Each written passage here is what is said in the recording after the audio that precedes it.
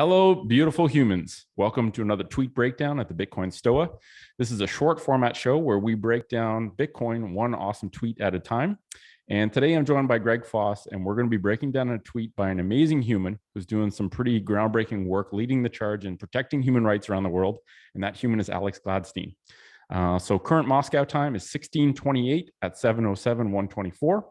Greg, thank you for being here today. I know that this tweet will fire you up, and I look forward to hearing you unpack the topic that I know gets under your skin, and quite frankly, it needs to be talked about because we need to, part of the mission at the Stoa is dispel bullshit with truth. So as a reminder to everyone listening, Bitcoin Stoa is a community-funded project, community-funded platform. If you enjoy listening, you can support the project by sending some sats to the QR code at bitcoinstoa.com, or you can stream sats using the Breeze app, which has a really badass podcast feature.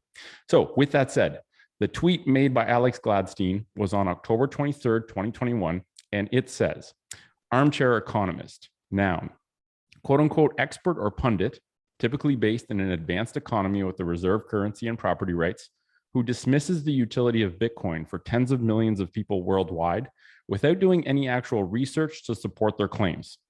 Thank you, Alex, for gifting Bitcoin Twitter with that wisdom. Greg, it's over to you. I would love to hear what you think about that.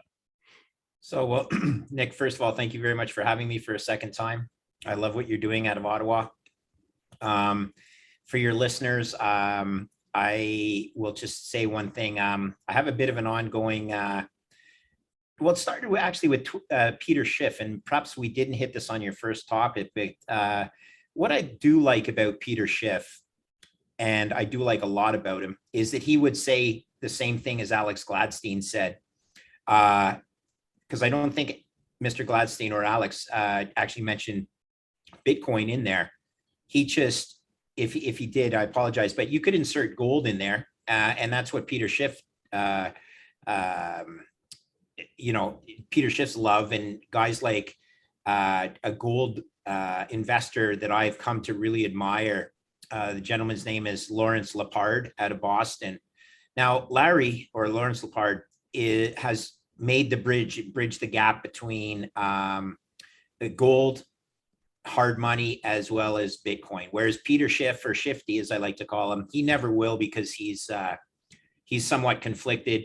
And he's also too far behind on his trade that I think that if he did admit that at this point that he's wrong, it would be a fall from, an admission that it's the worst investment decision of his career. So that being said, I want to talk a little bit about the gold community and define the difference between someone who gets it, like Lawrence Lepard, and someone who probably gets it, like Shifty Pete, but doesn't admit it, and therefore is educating people in something as a bias towards his business prospects, which would be gold, his gold bias. Mr. Schiff has a son who's named Spencer, who, one of the first times I got involved in Twitter, I somehow got Spencer Schiff to admit to me that he owned a Bitcoin wallet. And I'm like, Spencer, admit to the world you actually own a Bitcoin. And he came back to me, this was, I think, 2 Augusts ago. And he comes back to me and he says, well, to be honest, I own $400 worth of Bitcoin. And I'm like, wow. So is this a bot? Is this true? Is he trolling me? And the reality was he does. And now that family has divided themselves down the center, one who supports gold, the dad, and then one who supports Bitcoin, the son, which is to say the following. Someone in the family made the conscious decision to change their mind. And whether it was strategic or whether it actually happened, whether it was the new thinking of the son, the mark of an excellent risk manager is to change your investment thesis when the information changes, right? I mean, that's what you have to do. Having spent 30 years trading, it's not the investments that you sell when you get the bad news. It's the ones you hold on to when the bad news comes and you hope that it returns to its former glory. Or conversely, it's the one that you don't invest in and you realize you should have, and then you have price bias because you have recency bias. You say, oh, I can't go back into it. I could have bought it Yeah, it's too late now. Yeah, notion. which is very poor risk management, but both are one from a long perspective and one from a short perspective, right? Because if you don't own Bitcoin, you're irresponsibly short as the information continues to change, and you continue to push on that string, you get carted off the trading floor. So let's take it one level higher. Alex Gladstein, yeah, I've never met him, and I look forward to when I do, because I really think he's doing some incredible stuff on the world stage for human rights. And this is what happens when you get conflicted armchair risk managers who generally are privileged. Some of them are armchair economists that are in endowed chairs who still never traded risk in their life.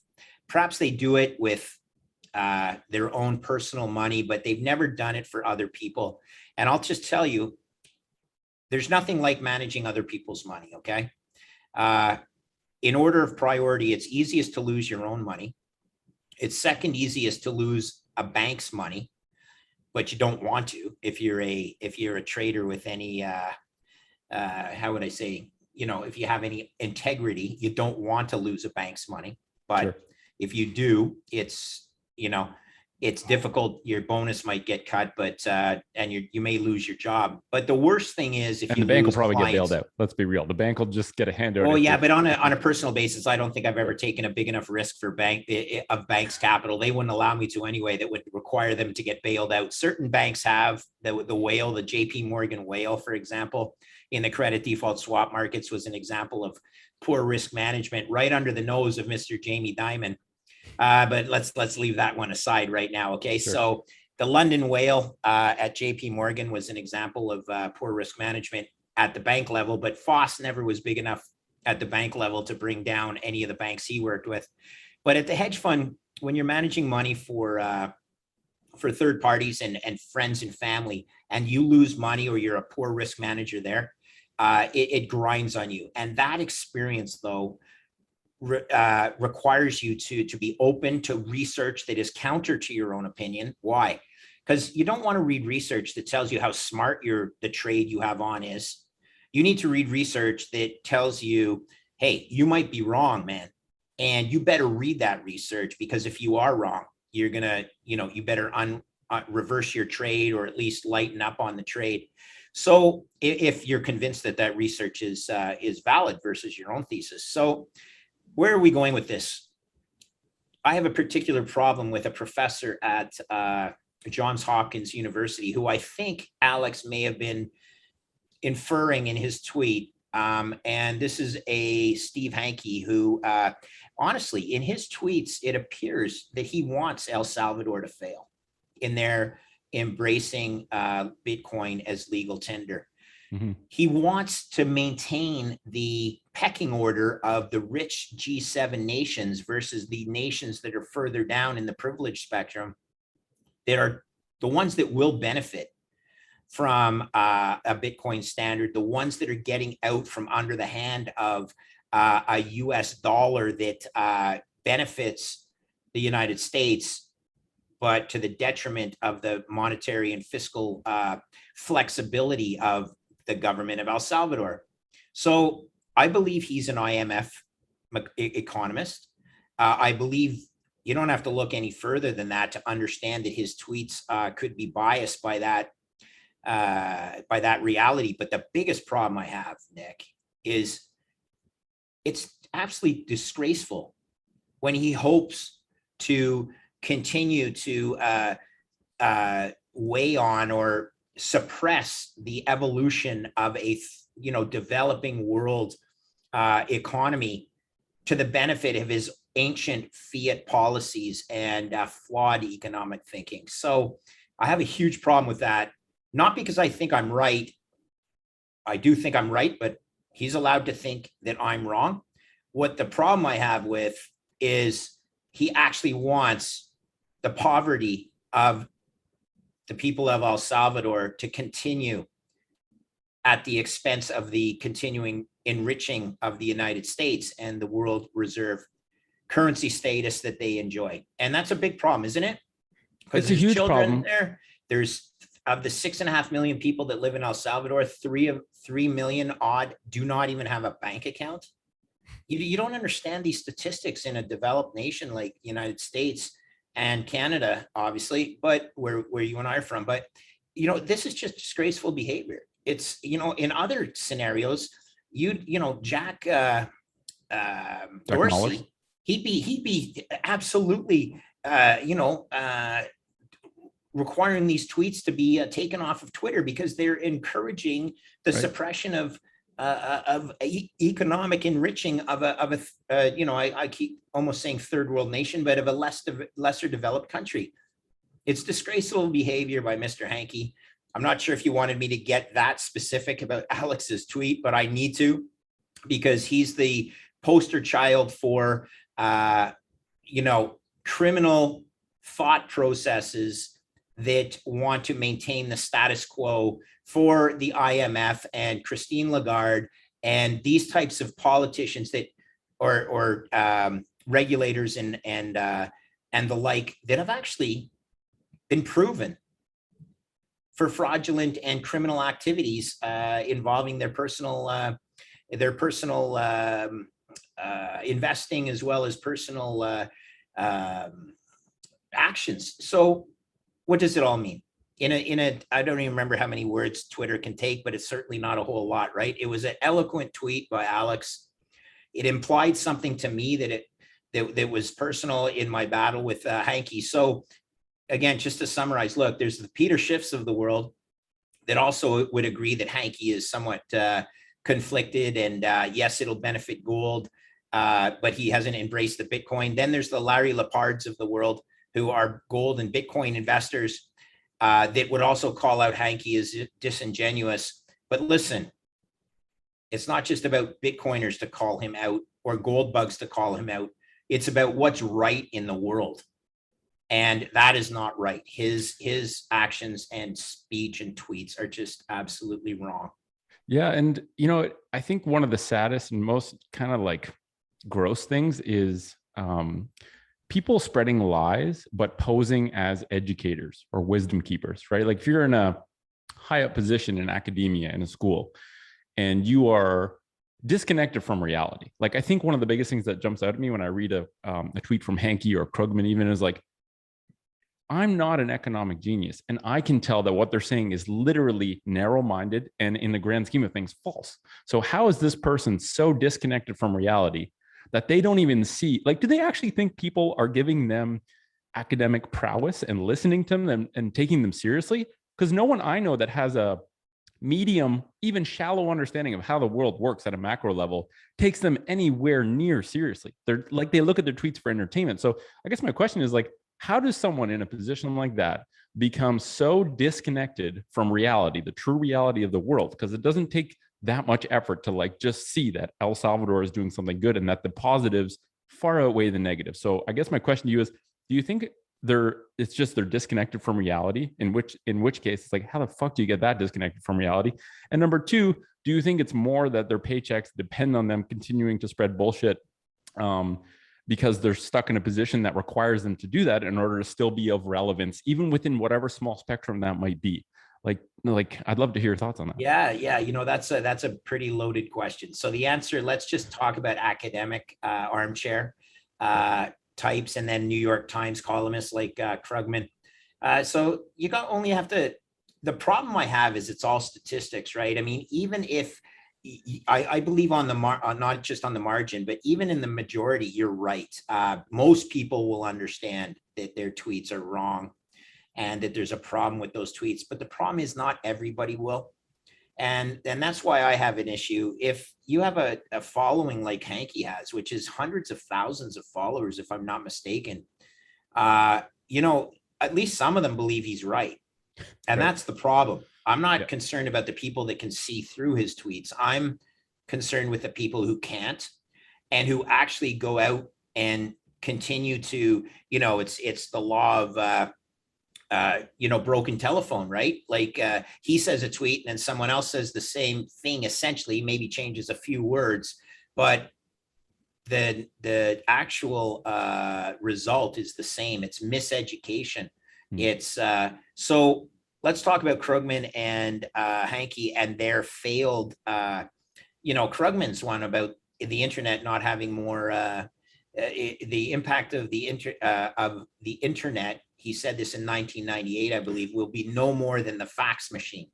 Yeah. And yet people still listen to this knucklehead, right? I frequently say, look, someone who's wrong 100% of the time is just as valuable as someone who's always right. Right. Sure. I mean, if you're smart enough to understand that a lot of his stuff is actual drivel, but if you're not, and that's what really is the concerning part for me, because let's be honest, a podium in a free speech world is a good thing, but it's also a bad thing, right? Because you do influence people. Oh, he must be smart. He's a professor at Johns Hopkins, or he must be brilliant because he's written for the New York Times and he's won a Nobel Prize.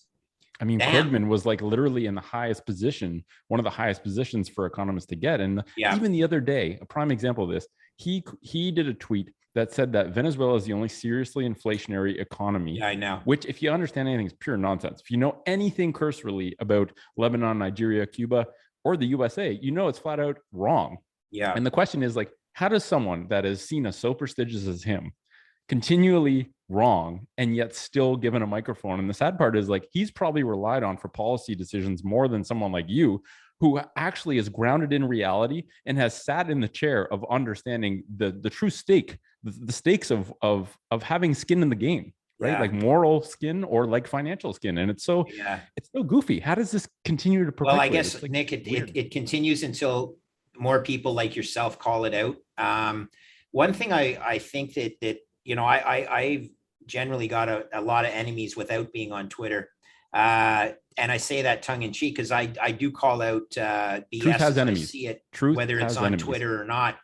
But I'm okay with that, right? Because I try and tell the truth. I mean, that's how I was brought up, but that's what's more important for my children, is to actually, if something concerns me, it's going to weigh on me for not speaking up when I think there's a problem. If the problem eventually spirals into the end result that I think is possible, I would have looked back and say, why didn't I say anything, right? Yep. But you'll get, it's like everything. You got type A characters, you got B type characters, you got leaders and followers.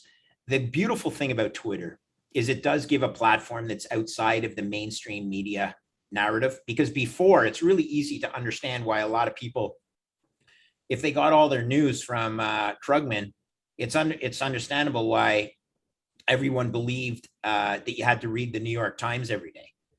The beautiful thing, and I'll encourage viewers from my generation, I don't think the younger kids need to understand this, but from my generation, I'm a Canadian, but I used to make it a habit of watching at least one US mainstream media newscast an evening.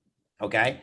And it was NBC, and I did like Tom Brokaw, even though I didn't always agree with his political leanings. I did like Tom Brokaw. But then for some reason, I started watching more than one mainstream media broadcast. It was a function of me retiring. I had more time on my hands, plus the fact that somehow in Toronto, we get an ability to watch let's say a central time zone, Eastern time or central time zone. But then we also have the Seattle time that comes on, and we can watch their 6:30 newscast, which is actually 9:30 our time here in Toronto. So then I'd watch a CBS. Let's say I started with NBC at 6:30. Then I'd watch a CBS. And then at one point I was watching all three. And that's when it dawned on me that of all three of the networks, basically their first three top stories were exactly the same, like it had been scripted. And then if they have 5 or 6 stories in total, they really, it was really remarkable how you got the same news, didn't matter what mainstream media outlet you listen to. Now I understand, Fox News has come in to break down these the walls of the big three and everything, and then CNN. But the reality is, for the longest time, everybody got their news from the standard 3 largest US stations. And then you'd pick out newspapers that were the same thing. You either read the New York Times, you read the Wall Street Journal. In the UK, you'd read the Financial Times, or you'd read, one of the daily rags, depending on your leaning. It's confirmation bias just listening to these people. And this is what you have to try and break out of. So I encourage people on Twitter to try to learn the same thing I did by listening to the mainstream media, just from my history. Now, I say that on Twitter, but coming back to, I don't watch mainstream media anymore. Like, I don't need to be brainwashed by these knuckleheads that actually don't know what's going on. And even if they do, they're not allowed to say it. That's the scary thing, isn't it? Don't you think there's so many people that actually know what's going on? Don't you think Jamie Dimon, head of the largest US bank, JP Morgan, actually knows the threat that Bitcoin is to his business and is conflicted and saying stuff like he always does, like, I don't think there's any intrinsic value, when he knows absolutely there's intrinsic value and it's about to eat his lunch, And this is why Twitter's a nice platform, because you can get the truth, and sometimes the truth hurts. And I've had a lot of very flattering responses to some of the research I've written, and I've had truth that hurts, like, hey, Foss, you know what, you're wrong, you're an idiot. And I'm okay with that. You got to listen to the people that don't agree with you. Yep. Doesn't change my mind most of the time, because I don't believe they're right, but at least I listen to it. Hanke doesn't even listen to it. With a credit due to Peter Schiff, he actually listens to it, but still hasn't changed his mind. And I don't care if he ever does or doesn't. Sure.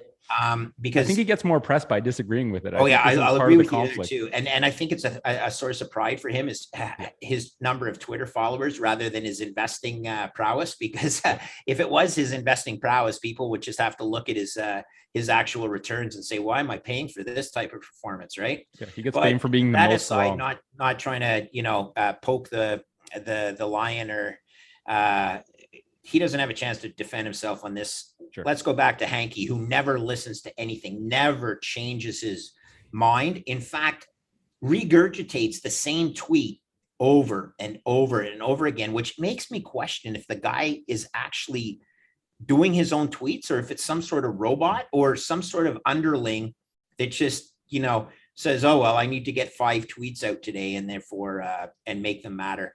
So, you know what, Nick? I mean, let's bring it back to the positive. Alex Gladstein is doing the work of, an absolute hero. Steve Hanke is doing the work of an absolute loser. Okay, so you can listen to the heroes or you can listen to the losers. And over time, markets are efficient and they weed out the winners from the losers. Gladstein is a winner. Steve Hanke is an outright loser. I think the cool thing about Bitcoin, maybe not the Bitcoin community, but Bitcoin as a protocol, it doesn't hold grudges. So if Hanke ever turns, like the lies that he's dispelling, if he switches and he says, fuck this, I'm tired of lying, and I want to actually have a legacy that has meaning to it. Because I'm sure at some point Stephen Hanke was a very smart gentleman in the world that he was in at the time. The world changed. He hasn't changed yet, and he's constantly having to narrow his like aperture to the world, because then he can never be proven wrong, right? If you never have a conversation with Greg Foss, if you never look at anything, you can never be proven wrong. But eventually, it's like the further you get away from reality, the more it hurts when you get back down. And it's like gravity. You cannot escape gravity forever. The further you go up, the harder you're going to slam into the ground, the more it's going to hurt. So I think the cool thing about Bitcoin is that if Hanke wants to invest in Bitcoin, Bitcoin will not stop him from investing in Bitcoin. And I think that's part of the beauty of Bitcoin, is that it welcomes everyone. It doesn't hold grudges.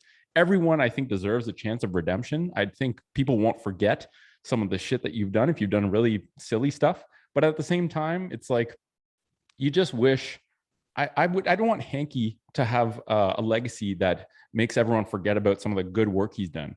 But I think he needs to get his head out of his ass and like get a refresher on reality. And, I think the lack of willingness to even just show up to like a discussion, like a beautiful disagreement between two people who respect each other and aren't just trying to win, they're trying to learn. And back to your thing about looking at perspectives that are different than your own, if you care more about learning than being right, every interaction is an opportunity to either learn a new perspective and change your mind, or to reinforce that the perspective you currently hold is good, is grounded in reality. And so the best traders I've ever met aren't the guys that have all the letters behind their name. Okay. They're not the MBAs, the CFAs, the PhDs. Okay. The best traders I've ever met are the ones with street smarts, the ones who understand momentum, the ones though that understand, more importantly than anything, they are not the smartest people in the room, and therefore they have to continue to learn. Yep. Okay. And learning is something I brought out the phrase momentum. All momentum is really not just listening to the market, but to listening to the narrative. Okay. So a good trader will listen to the narrative. And if he's going against that narrative, he'll say, I don't agree with that narrative and I want to go against it, but you never short a bull market. Okay. That's one of the laws of investing. So you wait until the market turns, and you may not get the absolute top. In fact, no one picks the absolute top to sell or to short, much like no one picks the absolute bottom to buy or go long. It's a process. And the smartest guys I've ever traded with are the guys that just understand things like human nature, survival on the streets, understanding sometimes the greatest traders where I'm not going short because I know this guy who I really respect is actually long the position, and he's rarely wrong. So even though I'm not going to get into his position, I'm not going against him. Again, it's like if you know someone who's wrong 100% of the time, that's a very valuable thing, because what would the smart trader do? Say, Foss is always wrong. I'm going to go against him, right? Yeah, exactly. And that's a really valuable signal too. So, you know, traders are great traders have no they have thick skin and they have no egos, because the market removes all your ego. Okay. That's what markets do. Markets exist to make you look stupid. And that's what markets do. And all these armchair economists that have never had a reckoning of a market who, let's say they actually did put this Bitcoin position on, like Shifty Pete, who not only thinks it's worth zero, but actually shorted it, and then shorted more of it, and then shorted more of it, and shorted more of it. And guess what? Efficient markets would dictate that he'd have to cover, because all his investors that he was shorting money for were losing so much of their money. They'd say, give me my money back. And in order for him to give them their money back, he would have had to cover his short to get off of the contract to allow him to deliver cash to his investors, a lot less cash than they originally invested. Yeah. But to deliver cash.